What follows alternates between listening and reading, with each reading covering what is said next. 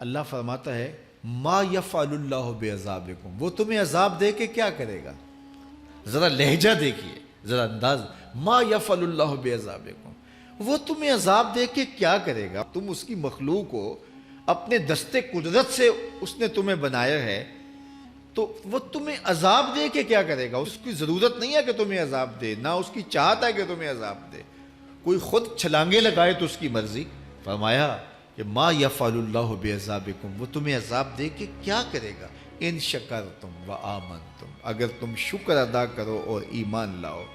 تو وہ تو قدردان ہے جو کوئی اس کا شکر کرتا ہے اور جو اس پر ایمان لاتا ہے۔ تو اللہ اس کے لیے عذاب نہیں رکھا، اس کے لیے رحمتیں رکھی ہوئی ہیں۔ تمہیں دستے قدرت سے بنایا ہے اور وہ تمہیں خوش دیکھنا چاہتا ہے، تمہیں خوشحال دیکھنا چاہتا ہے، تمہیں سرشار دیکھنا چاہتا ہے، تمہیں نہال دیکھنا چاہتا ہے، تمہاری زندگی کو خوشگوار دیکھنا چاہتا ہے۔ تم نے اپنے آپ کو خود اپنے اعمال کی وجہ سے مصیبتوں میں ڈالا ہے، تو کہا شکر کرنے کی عادت ڈال لو، دیکھنا پھر اللہ تعالیٰ جل شانہ کی رحمتیں تمہارے اوپر کس طرح اترتی ہیں، اس کی نوازشیں تمہارے اوپر کیسے برستی ہیں۔ توکل اگر ہم سیکھ جائیں تو توکل ایک ایسی دولت ہے کہ جو خوشحال زندگی کی ضمانت بنتی۔ جب ہم اللہ پر توکل نہیں کرتے اور ہم سمجھتے ہیں یہ سب کچھ ہماری محنت کا نتیجہ ہی ہوگا، اور نتیجہ جب نہیں آتا تو پھر ہم بے چین مضطرب ہو جاتے ہیں، اور جب ہم اس پہ توکل کر لیں تو پھر ہمارا صرف اتنا ہی کام ہے کہ میاں ہم یہ کام کر رہے ہیں، بس یہ حکم، ہم بیج بو رہے ہیں، بس یہ حکم ہے اور بو رہے ہیں، باقی اس پہ بھروسہ ہے، یہ کام اس کا ہے کہ اس نے اس کو اگانا ہے، اس کے اوپر پھل لگانے ہیں۔ تو جب اس پہ توکل ہو جائے تو بندہ سوکھا رہتا ہے، ورنہ بندہ مشکل میں مبتلا ہو جاتا ہے۔ بسا اوقات ایسا ہوتا ہے کہ بندہ ایک منصوبہ تیار کرتا ہے، اس کا عملی نتیجہ اس کو سامنے نظر آ رہا ہوتا ہے، لیکن نتیجہ بالکل الٹ جاتا ہے۔ سید علی المرتضیٰ فرماتے ہیں میں نے اپنے ارادوں کی شکست سے ہی اپنے رب کو پہچانا ہے، کہ میں ایک منصوبہ تراشتا ہوں کہ یہ اور یوں ہوگا اور وہ ہونا چاہیے، لیکن نتیجہ وہ نہیں آتا، تو کوئی طاقت ہے اس کا جو نتیجہ بدل دیتی ہے۔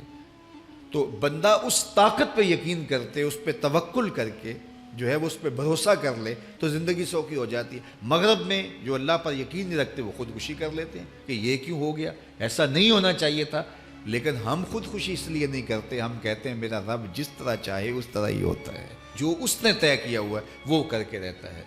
اس لیے تم اس پہ توکل کر لو اور اس پہ بھروسہ کرو۔ حضور علیہ الصلوۃ والسلام نے فرمایا لو انکم توکلون علی اللہ حق توکلہ، اللہ پر توکل کرنے کا جو حق ہے اگر تم وہ ادا کر دے تو فرمایا اللہ تمہیں ایسے رزق عطا کرے جیسے پرندوں کو عطا کرتا ہے۔ ہمارا تو کاروبار ہے، یہ فیکٹری ہے، یہ دکان ہے، یہ ہماری نوکری ہے، ہم نے یہاں سے کمائی کرنی ہے۔ پرندوں کا کوئی کاروبار نہیں ہوتا، کوئی نوکری نہیں ہوتی، کوئی ٹھیا، کوئی اڈا نہیں ہوتا جہاں جا کے انہوں نے رزق کے لیے کوئی آغاز کرنا ہوتا ہے، بلکہ حضور نے فرمایا تغدو خماسا و تروح بطانا، جب وہ صبح گھر سے نکلتے ہیں تو خالی پیٹ نکلتے ہیں اور انہیں کوئی اپنی منزل کا تعین نہیں ہوتا، جدھر خیال آیا اڑ گئے ادھر، لیکن کبھی ایسا نہیں ہوا کہ شام کو خالی پیٹ واپس آئے ہوں، کہا وہ پیٹ بھر کے آتے ہیں۔ باہو بولے بن توکل پنچھی اڑ دے، خرچ نہ پلے زیرا ہو،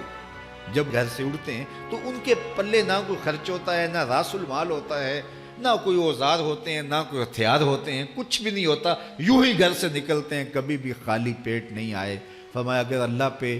پرندے توکل کر لیں تو اللہ اسے بھی عطا کرتا ہے، تم توکل کرو گے تو تمہیں عطا نہیں کرے گا، تو تمہاری زندگی سوکھی ہوگی۔ گھر سے نکلو کام کے لیے، فیکٹری کے لیے، مزدوری کے لیے، لیکن ٹینشن نہیں لینی کہ کیسے ملے گا، کیسے ہوگا، درود پڑھتے جاؤ اور مصطفیٰ کریم پہ سلام پڑھتے جاؤ، وہ تمہارے لیے رزق کے دروازے کھول دے گا۔